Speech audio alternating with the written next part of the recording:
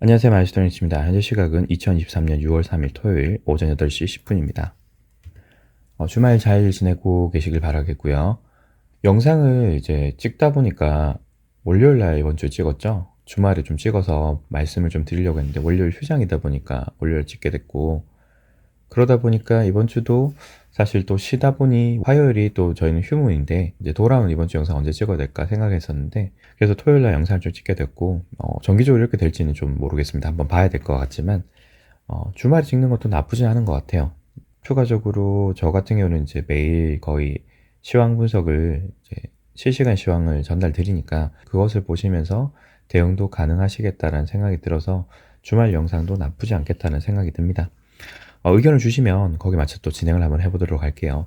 오늘도 이제 영상 초반에 오늘 영상의 전체적인 메시지를 한번 말씀을 드리고 시작을 할게요. 영상이 하나하나 다 이해가 안 가신다고 하면 제가 전달드리는 이 첫 번째 메시지를 잘 기억하셔서 그 메시지를 머릿속에 넣어두시고 각 파트를 보시면 좋을 것 같아요.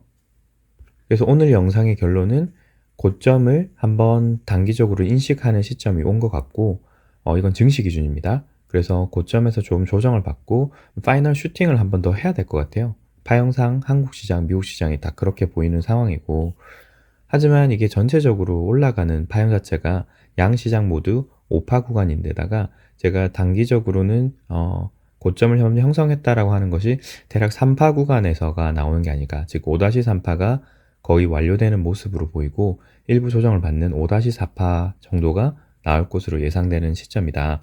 그래서 제가 카카오톡 상으로도 일부 조정, 인버스로 단기적인 수익이 나올 수 있는 구간이다 정도로 저는 해석을 해드렸고요. 그리고 마지막으로 슈팅을 주지 않을까 생각이 드는데요.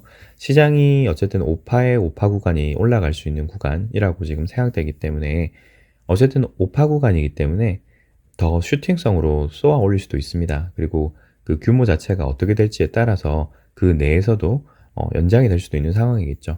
그래서 제가 섣불리 인버스를 대부분 매수하지 마시라라고 계속 얘기 드리고 있는데, 그럼에도 불구하고입니다. 수익을 내고자 하시는 분들은 단타를 하실 수 있어요. 하지만 다시 강조드리지만 수익을 내기 위해서 하겠지만 이 구간이 반드시 해야 되는 구간은 아닙니다. 1분봉, 5분봉 해석을 하시고 거기서 수익을 내실 수 있는 충분한 기량을 쌓으신 분들, 저희랑 같이 하시면서 이렇게 하실 수 있는 분들만 하시면 될 것 같아요. 인버스가 짧게 나올 겁니다. 어느 정도 짧게 나올지도 파형의 그 형태를 보면서 매수세, 매도세를 보면서 진행을 해야 되겠죠. 그렇기 때문에 약간 리스크가 있습니다. 이 모든 투자가 리스크가 없는 것이 아니기 때문에 감내할 수 있는 수준까지만 하고 그렇지 않은 경우는 안 하면 되는 거예요. 저희가 직업적인 트레이더가 아니기 때문에 어떤 사람의 돈을 저희가 받아서 수익을 대신해 주는 상황이 아니지 않습니까? 자기 돈을 가지고 하는 것이기 때문에 기간 트레이더가 아닌 이상 저희가 반드시 수익을 매번 내야 될 필요는 없습니다. 저도 할 수 있는 구간에만 하죠. 그래서 저에게 만약에 물어보신다면 아마 수익을 낼 수는 있을 것 같은데 굳이는 하지 않을 것 같다. 왜냐하면 제가 별로 좋아하지 않는 조정 구간이기 때문에 조정 구간에 하잖아요. 특히 4파 구간에는 저는 하지 않기 때문에 하진 않습니다. 하지만 저보다 더 실력이 더 좋으신 분들도 있을 수 있으니까 당연히 저는 기회에 대해서는 말씀드립니다. 하지만 저는 시도하지 않을 거다라는 말씀드리고, 다른 시장들도 전반적인 모습을 좀 보여드릴 거긴 한데 아직까지 완전한 시장의 변곡은 아닌 것 같다. 하지만 오늘 영상에서 또 초반에 말씀드릴 부분이 좀 더 있어요. 그 부분이 또 좀 중요할 수 있다. 제가 장기적으로 좀 추적 관찰하고 있는 프레드 데이터 중에서도 몇 가지 좀 괄목할 만한 변동 상황이 있는 부분이 있기 때문에 시장이 왜 이렇게 무너지지 않지? 금리가 이렇게 올라가는데? 라는 내용에 대해서 그 이유를 설명해 드릴 수 있는 내용을 좀 더 설명을 드려야 될 것 같다 싶어서 그 자료도 좀 들고 왔고요. 이런 식으로 장단기 금리차가 올라갔다가 이렇게 조정을 받고 있어요. 3파, 3파, 5파로 내려가고 있는데 전반적으로 여기 있는 또 3파가 연장이 된 것 같은데 파행 자체가 조금 불분명합니다. 그래서 일단 1파, 2파, 3파, 4파, 5파 정도로 볼게요. 하단의 바닥을 지지하는 모습을 보일 것 같고요. 현재 형태로 보더라도 과매도권에서 상승했고 아래쪽으로 좀 내려오지만 지지를 받을 수 있는 것 같아요. RSI는. 그러면 여기서 좀 크게 내려가지 않더라도 갭 하단을 지지하면서 올라가려고 하는 모습을 보일 수 있습니다. 스토캐스틱 역시도 크게 과매도권에서 다시 올라오지 못했기 때문에 이런 식으로 내려갔다가 다시 올라가는 이런 형태를 보이면서 실질적으로 이제 상승 형태를 보일 수 있는 구간이 아닌가라고 생각합니다. 다만 여기서 저희가 1시간봉, 5분봉까지는 볼 수가 없죠. 여기 복합지표에서 볼 수가 없기 때문에 이 구간이 3파 연장일 부분도 생각을 해볼 수 있어요. 이런 식으로 연장이 됐을 수도 있고 이런 식으로 연장이 됐을 수도 있습니다. 어쨌든 여기가 4파 구간처럼 보여요. 3파에서 4파이든지 전체 파형에서의 4파이든지. 그래서 조금 더 내려가는 것도 가능할 것 같은데 궁극적으로는 여기 아래쪽에 있는 이 시작점을 훼손하지 않는 겁니다. 얼마든지 돌릴 수 있으니까요. 그래서 피보나치 대열로 보게 되면 전체적으로 이런 식으로 피보나치 대열을 돌릴 건데 78%로 보이는 구간이 갭 하단과 맞아떨어집니다. 그래서 저는 되도록이면 여기를 깨지 않고 다시 올라가는 것을 보고 있고, 그렇게 되면 5파가 이렇게 종료된 이후에 돌릴 것이니까 여기에 보이는 하락 추세선을 뚫고 올라가는 시점부터는 전체적인 시장이 다시 좀 무너질 수 있는 상황이 아닌가. 그렇게 따지면 이렇게 돌리려고 하는 시점이 시간이 걸릴 거니까 6월에서 7월 정도 사이에 어쨌든 돌리려고 하는 시도가 보일 것이다 라고 생각을 합니다. 카카오톡 상에서 제가 뭐라고 말씀드렸냐면 전반적으로 페드와치 툴에서 보는 것도 9월 전후로 금리가 거의 고점일 거다라고 보고 있어요. 그래서 역사적으로 보자면 금리가 이런 식으로 올라갔다가 고점을 찍고 아래쪽으로 하락하는 이 시점 자체가 실질적으로는 경기 침체 구간이에요. 다시 한번 그려보 드릴게요. 올라갔다가 내려가는 이런 구간이 실질적으로는 경기 침체 구간이 시작일 가능성이 높습니다. 왜냐? 금리를 그만큼 올렸단 말이 인플레이션이든 무엇이 되었든 시장이 과열권에 있었다는 소리인데 그것을 크게 더 올리지 못하고 떨어뜨려야 되는 사유가 생긴다는 거예요. 그 금리를 떨어뜨려야 되는 경우가 왜 생기냐는 거죠. 어떤 과열권에서 문제가 터지거나 더 이상 금리를 올릴 수 없는 어떤 상황이 생겼기 때문입니다. 그렇기 때문에 기존과 다른 현상을 보여준다. 그것이 이제 보통 역사적으로 봤을 때는 장단기 금리차 커브가 역전해서 플러스권으로 가는 경우고요. 여기까지는 아직까지 마이너스죠. 그래서 이 상황이 되었을 때는 어쨌든 금리가 아래쪽으로 떨어지는 상황이 생길 겁니다. 떨어지는 상황이 생길 때 이런 식으로 금리 역전 커브가 정상화되면서 플러스권으로 가는 경우가 높았다는 거죠. 그렇게 올라갈 건데 이 상황까지가 대략 9월달 정도까지가 걸릴 것 같다. 이렇게 돌아서 올 때까지죠. 그래서 이 사이 어딘가쯤에서 문제가 생겨서 금리 고점을 더 이상 올리지 못하고 유지가 되고 그래서 여기서 금리가 떨어지는 상황이 여기서부터 생길 거라는 거죠. 상황이 어떻게 될지 모릅니다. 이게 9월달 전에 장단기 금리차가 플러스권으로 먼저 갈 수도 있고요. 어쨌든 저는 시점보다는 더 중요하게 생각되는 게 이 올라가는 형태가 어떻게 되느냐. 그것을 제가 계속적으로 중요하다라고 생각하고 있습니다. 그리고 페드와치 툴에서 보시게 되면 지금 금리가 조금 상단을 높였죠. 525에서 550까지로 보고 있는데 이번 6월 달에는 일단 500에서 525를 유지할 거다라는 게 72.9% 정도로 돼 있고요. 525에서 550으로 올릴 거다라고 얘기하는 것은 7월에서 9월 사이 여기서 유지를 한다, 올려서 유지를 한다는 게 이 구간으로 보여 있습니다. 그리고 하단으로 내려올 것인데 지속 말씀드렸지만 기존까지 한 두어 달 전까지만 하더라도 금리 하단을 275에서 300까지로 봤지만 지금은 350에서 375까지로 해서 대략 75bp 정도를 좀 더 올리는 것으로 계속 보고 있어요. 금리도 상단이 조금 올라갔고 바닥도 계속 올라간다. 제가 그래서 이런 모습뿐만 아니라 오늘 설명드릴 통화 유통속도 관련된 얘기를 좀 드리면서 이것이 인플레이션을 강화시키는 요인이 계속 아닌가라고 생각하고 있어요. 금리 하단을 이렇게 계속 올릴 수 있는 이유가 뭐냐? 금리가 계속적으로 고금리로 유지가 돼야 되는 상황이 무엇이냐를 제가 오늘은 인플레이션과 관련된 통화 유통 속도 이 부분을 좀 말씀을 드리려고 합니다. 어쨌든 상단을 좀 더 높인다라는 거. 하지만 이번에는 유지를 한다. 6월 달에는 이제 11일 정도 남았죠? 11일, 2주 정도밖에 안 남았습니다. 그래서 이 부분은 제가 봤을 때 페드에서 어떤 발표를 한다고 해서 크게 시장에 영향을 미칠까? 그런 생각은 하지 않아요. 오히려 호재거리로 인식할 가능성이 높습니다. 안 올린다고 하잖아? 라고 얘기하죠. 다만 이 뒤쪽에 있는 퓨처 플랜에 대해서 어떤 식으로 얘기하느냐. 뒤쪽에 있는 퓨처 플랜을 어떤 식으로 얘기하느냐에 따라서 시장이 좀 반응이 좀 엇갈릴 수도 있을 것 같아요. 왜냐하면 시장도 압니다. 역사적으로 금리 고점이 형성된 이후에 내려갈 때 침체가 시작되었다라고 인식을 하기 때문이에요. 앞서 설명드린 것처럼 금리를 더 이상 올리지 못하는 이유가 무엇이냐에 대해서 시장이 반응을 하기 시작한다는 겁니다. 경제가 좋지 않아서 침체 구간으로 들어가는 거 아니야? 라고 생각한다는 겁니다. 그래서 동일한 현상에 대해서 예전까지는 금리가 계속 올라갈 때는 그나마 돈이 많이 있을 때라서 금리가 조금 올라갈 때 시장이 위축됐죠. 금리를 올린다는 것만으로 위축이 되었는데 이제는 금리를 떨어뜨린다, 더 이상 높이지 않는다가 호재거리로 되어 있는 상황에서 금리를 낮추면 좋은 상황이 돼야 될 텐데 이제는 금리가 고점에 형성한 상황에서 떨어뜨린다고 했을 때는 시장이 침체 위협이 있는 것이 아니냐라고 이해를 하게 된다는 겁니다. 자, 그런데 계속적으로 제가 말씀드린 게 침체가 일반적인 침체가 아닐 것이다 라고 얘기하고 있죠. 프레드에서 오랜만에 자료를 가져왔는데요. 내용이 보시게 되면 제가 두 가지를 가져왔습니다. 여기 처음에 보시게 되면 파란색 velocity라고 하면 속도입니다. M2가 광의의 통화라고 해서 일반적으로 우리가 사용하는 돈의 개념, 전체적으로 뿌려져 있는 돈의 개념을 M2라고 보시면 될 것 같고요. M2, 그래서 통화의 유통 속도를 파란색으로 좀 표시를 해봤습니다. 그리고 빨간색으로 보이는 것은 total asset이라고 해서 연준이 얼마 정도의 지금 돈을 뿌렸느냐, 자기 잔고가 어느 정도냐를 보여주는 거예요. 자, 이 두 개를 제가 보여드린 이유가 중요합니다. 파란색이 트렌드를 보시게 되면 전체적으로 보면 1995년에서 6년 사이에서 이런 식으로 채널을 그리면서, 정확하게 하락 추세선이죠. 하락 추세선을 그리면서 이런 식의 파형을 그리고 있어요. 1, 2, 3, 4, 5 정도로 보입니다. 이것이 엘리어트 파동 이론을 따르는지는 알 수 없습니다. 제가 봤을 때 이건 심리적 요인이 크다고 생각해서 통화 유턴 속도도 이런 식으로 추세를 그리면서 내려오고 있다. 그래서 파형 자체가 1, 2, 3, 4, 5 형태로 보고 있다라고 전 말씀드린 거고요.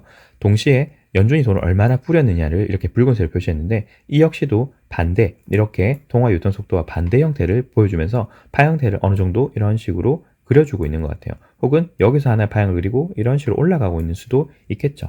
제가 향후에 생각하는 이제 통화 유통 속도가 빨라지고 금리 인상이 좀 더 강력하게 나오려고 하면 이렇게 추세선을 그렸을 때 아마도 이런 식으로 나올 가능성이 높다고 생각해요. 그럼 여기서 좀 조정을 받더라도 다시 올라가는 가능성이 생기겠죠. 아마 이렇게 될 거라고 예상은 됩니다. 그래야지 제가 봤을 때는 통화 유통 속도가 급격하게 또다시 줄거나 다시 느는 현상들이 생기면서 양 두 개의 지표 간에 사경사경을 할 거니까요. 그럼에도 불구하고 전반적인 인플레이션은 지속될 거다라고 저는 일단은 보고 있습니다. 자, 일단 여기서 보이는 그 에셋, 토탈 에셋이라고 하는 것이 연준이 돈을 얼마나 뿌렸냐이기 때문에요. 이렇게 회색 음영 구간으로 보이는 구간에 엄청나게 돈을 뿌린 게 보이시죠? 특히 2020년 3월 전후로 해서는 돈의 공급량이 엄청나게 늘어났습니다. 하지만 2021년 7월, 8월 전후로 금리를 조금씩 올리면서 그 이후에 QT도 진행을 했죠. 정확하게 2022년 중순쯤부터겠네요. 4월, 5월 전부터 시작해서 통화의 공급량을 조금씩 줄이고 있습니다. 그리고 최근에는 은행 문제로 인해서 다시 공급량을 늘렸다가 줄이고 있죠. 이런 식의 상황이 생기고 있는데 전반적으로 제가 이 얘기를 드리는 이유가 있습니다. 여기서 보셔야 될 내용들은 그래요. 통화의 공급량 자체가 70년대에 나와 있지 않지만요. 여기가 지금 저희가 보고 있는, 제가 보는 관점에서는 현재 상황과 굉장히 유사하다라고 보고 있습니다. 왜냐하면 통화의 유통속도가 이렇게 빨라지고 있다는 말이, 유통속도라는 게 무엇이냐면 A라는 사람에서부터 B라는 사람 또는 C라는 사람, 경제 주체들 간에 돈을 얼마나 빨리 사용하고 그 돈이 다른 사람에게, 다른 경제 주체에게 얼마나 빨리 넘어가느냐, 소비가 얼마나 빨리 진행되고 있냐를 보여주는 지표라고 보실 수 있어요. 자, 그런데 경제 상황에서 여기 보시게 되면 70년대에서 80년대, 그리고 80년대 후반에서 90년대 후반까지 해서 대략적으로 큰 두 번의 형태의 인플레이션 상황이 있었어요. 그리고 지속적으로 그 이후에는 떨어지다가 이렇게 지금 완전 역사적 신저점을 만든 상태에서 코로나 때 신저점을 만든 이후에 급격하게 상승하고 있습니다. 이 역시도 제가 봤을 때는 파형을 그리고 있다고 생각해요. 여기서도 파형을 그린다고 제가 말씀을 드렸으니까요. 그러면 이런 식으로 파형대를 그리고 있을 가능성이 높다고 생각합니다. 반대로 여기서 좀 줄이다가 다시 올리려고 하겠죠. 다시 올리려고 할 것인데, 문제는 이것이 저는 심리적 현상이라고 계속 보고 있기 때문에 통화 유통 속도가 이렇게 올라갈 때 어떤 문제가 트리거들이 생길 거예요. 여기서도 통화 유통 속도고 여기서 통화 유통 속도가 계속적으로 증가했던 이유가 있습니다. 인플레이션이었는데요. 여기서 같은 경우는 오일 쇼크라는 것들로 인해서 엄청나게 상승을 했어요. 그리고 여기서부터는 실질적인 경제 호황이었죠. 호황이었기 때문에 문제가 없었는데 그 이후에 차례차례 문제들이 생기면서 통화 유통 속도가 줄어들고 동시에 경기 부양을 위해서 돈은 계속적으로 푸는 현상이 생기게 됩니다. 그런데 돈을 계속적으로 풀 수 있느냐에 대해서 저는 풀 거라고 생각은 해요. 왜냐하면 더 이상 방법이 없기 때문입니다. 그래서 돈을 풀게 되면 여기서부터는 심리적으로 이런 식으로 유통 속도가 빨라지게 된다. 즉 인플레이션이 가속이 되면 사람들은 오늘이라도 당장 물건값이 싸기 때문에 지금 당장 현금을 소비해서 물건을 사려고 할 거예요. 왜냐하면 인플레이션이라는 것이 하루하루 1분 1초가 시간이 지나갈수록 물건값이 올라가기 때문에 지폐를 가지고 있는 것만으로도 손해입니다. 그러니 오늘이 당장 제일 싸다는 생각으로 물건을 계속 싸게 사려고 할 것이기 때문에 각 경제 주체들 간의 통화가 빨리빨리 움직이게 될 거예요. 그래서 앞서 설명드린 것처럼 각 경제 주체들 간에 돈을 더 빨리 소모해야 되는 이유가 무엇이냐? 인플레이션이 생길 수 있다는 거죠. 경기 침체가 생기게 되면 결국 여기서 나왔던 돈의 양을 좀 줄였다가도 다시 풀 수밖에 없어요. 다시 풀게 되면 결국 통화 유통 속도가 또 빨라질 수밖에 없는 이런 상황이 생길 거라는 거죠. 이런 식으로 돈을 지속적으로 풀 수밖에 없는 이유는 침체가 왔을 때 이제는 돈을 푸는 것 말고는 다른 방법이 없기 때문입니다. 제로 금리를 할 것이고 양적 완화를 한다라고 하는 것 자체가 이제 2008년과 2020년과 같이 무슨 문제가 생겼을 때는 무조건 이렇게 할 수밖에 없어요. 그렇지 않으면 경제는 모두 다 파탄이 나는 겁니다. 제가 그래서 계속적으로 이렇게 말씀드릴 때, 그리고 유통속도가 이렇게 빨라진다고 할 때 뜨겁게 죽는다라고 말씀드리는 거예요. 이 표현 역시도 제가 마일스톤 H 영상에서도 말씀드렸습니다. 뜨겁게 죽느냐, 차갑게 죽느냐, 또한 중립금리라고 하는 영상에서도 말씀드렸습니다. 그래서 마일스톤 H 영상이라든지 P52 교육 영상을 항상 꾸준히 보시라는 거예요. 어떤 내용을 제가 코멘트를 드리지 않더라도 그런 내용들을 꾸준히 보셔야 이 상황이 이해가 가는 겁니다. 자, 그래서 전반적으로 봤을 때는 통화의 유통속도뿐만 아니라 통화의 공급량이 이런 식으로 이렇게 늘어날 수 있는 상황이 아니냐. 통화의 공급량은 왜 늘려야 되냐? 경기 침체가 왔을 때 이제는 살릴 방법이 없다는 거예요. 실물 경제 역시도, 그리고 금융 경제 역시도 침체가 왔을 때 시장을 살리려고 하면 방법이 돈을 푸는 것 말고는 없다는 겁니다. 아니면 그레이트 리셋이라고 해서 전 세계 정부들이 1945년대처럼 새로운 통화 시스템, 새로운 표준과 교환 비율을 설정하는 어떠한 모습을 보여야 되는데 현재 세상은 분열 중이에요. 모두 다 분열해서 다 핵화돼 가고 있고요. 미국이 자기 패권을 점점 잃어가는 모습, 그리고 중국이 점점 성장해가고 러시아도 자기만의 세력을 좀 더 키우기 위해서 전쟁을 해가는 모습, 이렇게 탈분권화해가는 모습들이 많이 보이고 있기 때문에 쉽지만은 않을 거라는 생각이 듭니다. 그리고 미국은 미국 나름대로 자국 우선주의를 진행하고 있죠. 그런 상황이다 보니까 좀 시대가 불안전하고 이러한 생각들, 이런 모습들이 향후에 어떤 식으로 펼쳐질까를 생각해 봤을 때 결국에는 인플레이션이 또 가속될 수 있는 모습 플러스 국제 정세가 불안정하니까 저는 지속적으로 말씀드린 것이 실물 금은을 좀이라도 가지고 있는 게 맞다라고 말씀드린 거고요. 그럼 시장은 왜 이렇게 안 무너지냐? 즉 주식시장이 왜 이렇게 안 무너지냐라고 보게 되면요.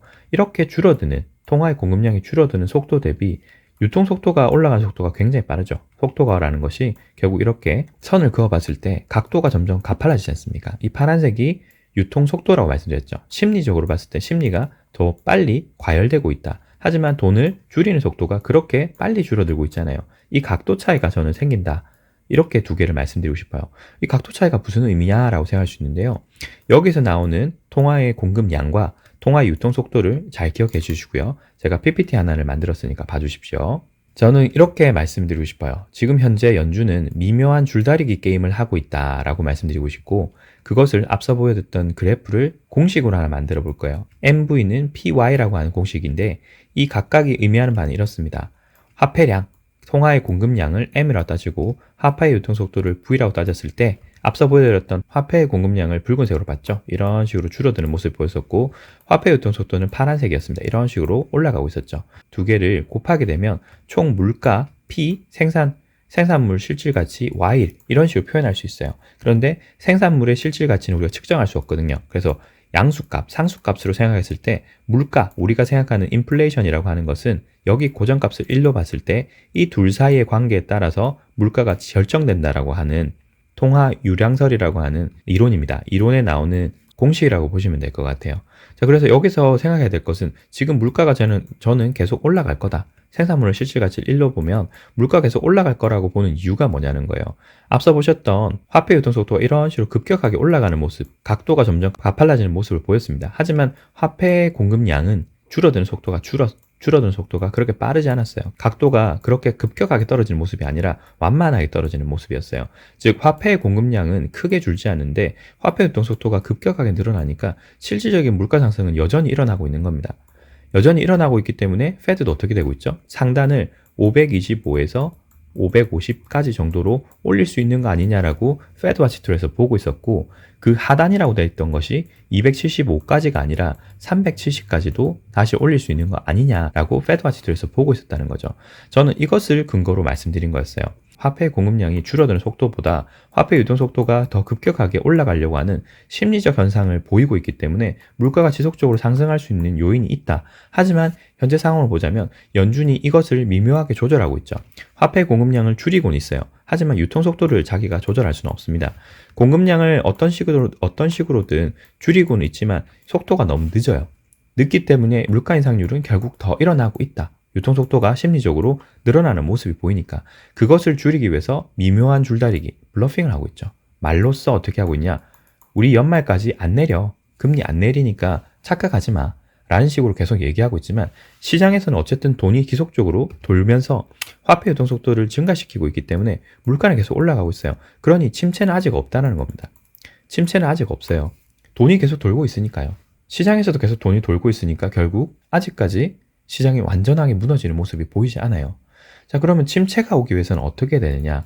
이 방법밖에 없습니다. 유동 속도가 급격하게 더 올라가서 물가가 급격하게 상승해서 결국 연준이 말로서가 아니라 행동으로 보여야 되는데 행동으로 보일 수 없을 때 시장은 무너질 거예요. 자, 행동으로 보일 수 없다는 게 무엇이냐면 금리를 크게 올릴 수 없다라고 하는 모습이 보일 때입니다. 조만간이죠. 페드 와치2에서는 9월달까지 고점을 만든 이후에 떨어뜨릴 거다라고 보고 있었습니다. 그러면 시장이 제가 침체가 될 수 있다라고 했죠. 지금 그 말씀을 드리는 겁니다. 고점을 더 이상 올릴 수 없을 만큼 이제 페드가 거짓말을 하고 있구나. 너희들 더 이상 올릴 수 없구나라는 걸 시장이 인식하는 순간 페드가 시장을 통제할 수 없다라고 하는 모습을 보일 때 시장은 무너질 수 있다라는 거예요. 그것이 아무래도 화폐 유동 속도가 극에 달해서 인플레이션 지속될 가능성도 있다. 그런 모습을 보일 때 시장이 무너질 수 있다라고 저는 보는 겁니다. 전체적으로 시장이 아직까지 무너질 정도로 돈이 줄어들었느냐? 그게 아니에요. 돈이 줄어들려고 한다. 즉 물가가 떨어지려고 한다면 화폐 유통 속도도 줄어들어야 되고요. 화폐량도 줄어야 됩니다. 하지만 화폐량이 줄어드는 속도에 비해서 화폐 유통 속도가 증가한 속도가 훨씬 크기 때문에 아직까지 물가가 올라가고 있는 거예요. 그래서 단기간이라도 금리를 낮추려고 하면 이 모든 것들이 심리적으로 꺾이는 모습이 보여야 돼요. 그런데 심리적으로 꺾이면 화폐량을 또 공급량을 늘려서라도 시장을 부양시키려고 하는 모습이 보일 것이기 때문에 결국 물가는 지속적으로 조금 안정기를 보였다 다시 올라가는 현상이 지속될 거라고 저는 보고 있는 겁니다. 그리고 마지막으로 제가 이렇게 적어놨네요. 연준의 미묘한 줄다리기 게임에 대해서 역사적 저점을 기록한 화폐 유통 속도가 빨라지고 있다. 그래서 앞서 설명드린 것처럼 이 역시도 파형을 그리면서 올라가는 것이 아니냐라고 지금 저는 보고 있죠. 그래서 이런 식으로 지금 파형을 그리고 있는 것이 아니냐, 385 이렇게 나온 것이 아니냐라고 저는 생각하고 있어요. 조금 줄어들었다 다시 올라가는 상황이 생기겠죠. 전달해주고 있는 이 자료 자체가 한 2분기 정도 자료가 빠져있는 상태라서 향후에 또 업데이트 될 겁니다. 지금은 6월 5일쯤 전후로 해서 프레드의 이 서버 자체가 업데이트가 좀 될 거거든요. 그 이후에 데이터가 또 업데이트 될 것이니까 향후에 저희는 이 부분을 좀 추적 관찰하면서 판단해 보면 될 것 같습니다. 오늘 전반적인 내용을 좀 설명드렸고요. 시황 분석은 어쨌든 가장 중요한 교육 영상이라든지 교육 영상에 나와 있는 원리와 과정에 대한 내용, 그리고 지난주와 이번 주에 말씀드렸던 시황 분석 이전에 말씀드렸던 그런 내용들이 훨씬 중요합니다. 훨씬 중요하기 때문에 시황 방송을 보실 때 앞쪽에 있는 그런 원리적인 내용, 과정적인 내용들을 반드시 이해하시고 시황 방송을 들어주셨으면 좋겠어요. 그리고 그것보다 더 중요한 것은 교육 영상을 꾸준히 보십시오. 보셨던 것처럼 현재 구간이 일부 고점을 형성하고 조정될 수 있는 구간이기 때문에 파형 해석이 여러 가지 될 수 있어요. 그래서 카카오톡상 말씀드렸지만 여러분들에게 혼선을 드리지 않기 위해서 메시지 전달은 최소한은 드릴 겁니다. 어떤 특정한 시그널이 보여서 다시 반등을 할 수 있는 구간이 아니라면 그렇게 자주 메시지를 드리지 않을 거예요. 혼선을 줄이기 위한 부분이니까 참고를 부탁드리고요. 특이사항 있으면 또 메시지로 전달 드릴 수 있도록 하겠습니다. 오늘 영상도 도움되셨길 바라고요. 오늘 영상 여기까지입니다. 시청해주셔서 감사합니다.